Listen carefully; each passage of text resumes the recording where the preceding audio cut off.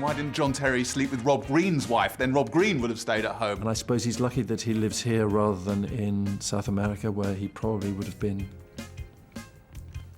removed. Robert Greene, a fatal slip. The ball was a funny shape, apparently. It wasn't quite round, it was just slightly off on one side. What he really needs is one with handles, or preferably, like if they could make a felt ball and he could have Velcro gloves. There's no way he's going to get over that. He must have been thinking, what have I got to do? I've got to kill Gary Glitter and resurrect John Lennon. That's the only way I'm going to get on top of this. To cope with a player that makes huge mistakes, you kind of put your arm around the shoulder and tell them how great they are. But in the back of the mind, you really said, you're useless, you're shite. I think everyone would have said, oh, never mind, could have happened to anyone, whilst inside thinking, prick. I think those guys are my favourite people this year, the Chilean miners. October the 13th, 2010, Chile.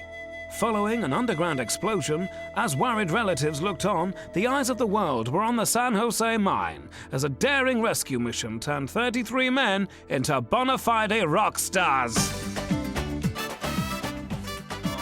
Phoenix has landed.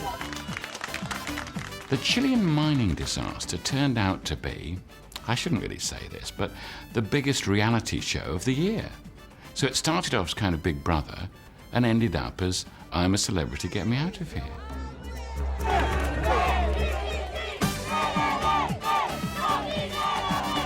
I mean, they made the Big Brother house look like a load of whining bastards. I'm amazed that Channel 4 didn't send Davina out to welcome them.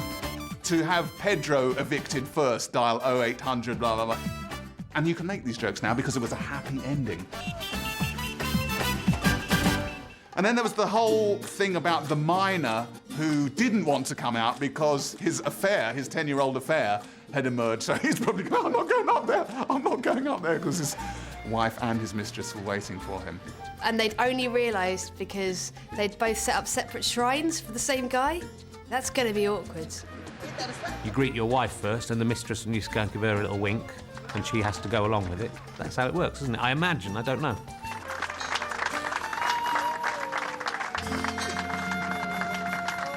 When they came out, I think it was Thatcher's birthday, which, that joke-wise, was fantastic because somebody's going, oh, this is the worst birthday present Margaret Thatcher could ever have. The miners, people are just producing miners from the ground. For Halloween, a friend of mine dressed as Kid Up, as a Chilean miner, and he took him into work, and he works on, like, the 5th floor, so he got everybody to stand at the lift, so when the lift came up with his son dressed as a Chilean miner in it, and he walked out, everyone applauded. It was beautiful. Beautiful.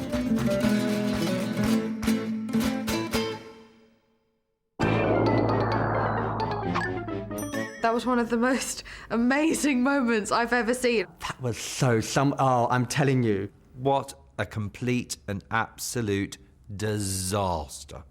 What the hell are they talking about? Well, it turns out Australians aren't just crap at cricket. They're shit at presenting as well.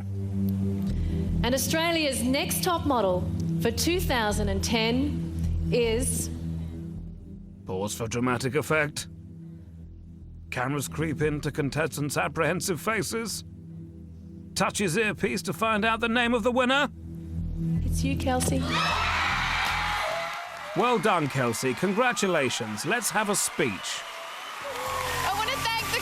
Sarah Murdoch freezes in abject terror as the mistake is realised. I don't know what to say right now. I'm feeling a bit sick about this. No. This was a complete accident. I'm so sorry. It's Amanda. I'm so sorry. It was fed to me wrong. Yes, oh my God. Oh no, it's the wrong one. It's the wrong one.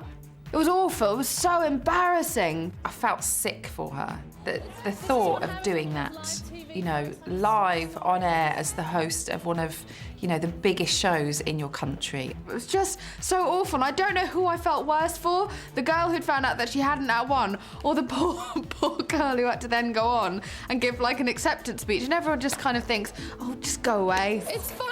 Don't worry. happened? It's one of the most memorable moments, I think, on television. What an idiot to announce the wrong name. How did she manage to make that up? And I imagine he's got something to say.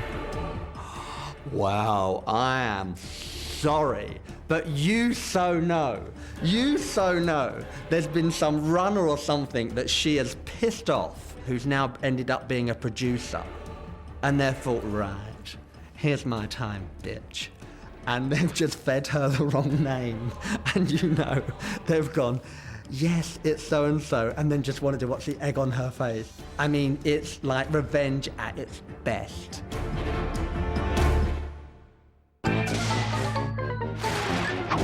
Next on the list is the most unpleasant thing to come out of Iceland since Kerry Katona.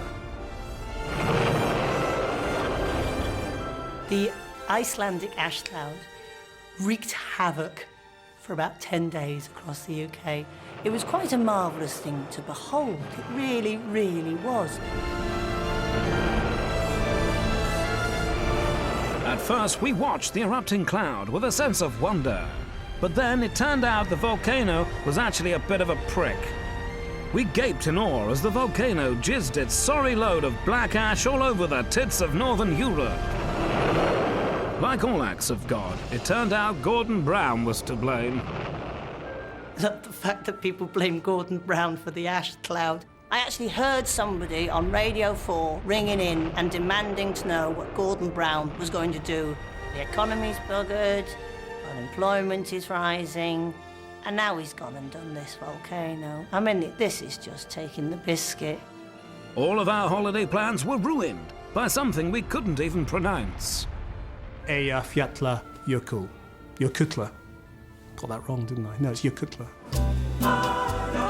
At first, it appeared the volcano would ruin more holidays than gonorrhea. But it turned out it was actually all right. No, sadly, I actually wasn't affected by the volcanic ash cloud, whereas I know loads of people who are trapped out of Coachella. Like, oh no, gotta stay in LA in the sunshine for another week. Damn! I was so jealous. It was quite scary for a while to realise that we are really genuinely at the mercy of Mother Nature. I mean, all of the things that we have, all of the technology, all of the ways of travel, they're available to us, and everything just comes to a standstill because a volcano decides to blow its pipe. It's wonderful. I think we were all quite humbled by Mother Nature.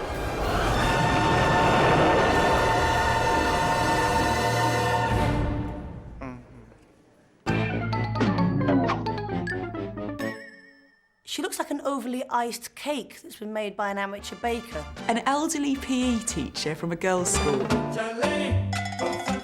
She's always flirted around the edges of showbiz, Anne Widdecombe, but now she's firmly trolloped away into our living rooms on Strictly Come Dancing. I'm delighted to say that the bookies made a tremendous loss because they had me as the hot favourite to go out first. She stuck by her guns. She wasn't going to wear a miniskirt. I've never seen such a sexless salsa. It's amazing. Don't touch me, don't touch me, virgin till I die. Don't touch me.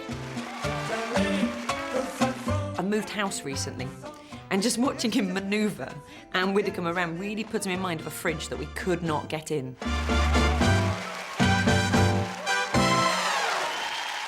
I mean, the Paso Doble was a case in point. He started throwing me, Anton started throwing me. And the crowd thought this was the end and began cheering. And then he started spinning me, and they thought, oh, this is even better, and started cheering louder.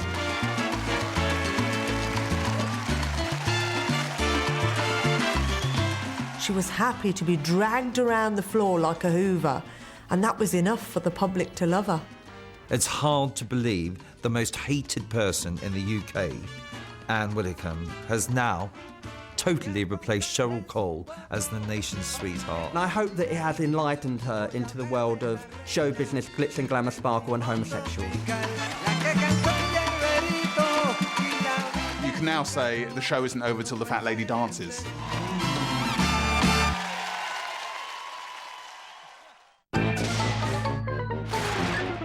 There was a lot of Wayne Rooney fun last year as the gorgeous striker slagged off England fans. Nice to see the whole fans booing you. That's what Borough supporters. Parted with Jed Wood, threatened to leave Manchester United and then stayed with them, but not for the money. And the funniest thing of all was the revelation that he'd paid a couple of hookers for a threesome while his wife was up the duff. Classy.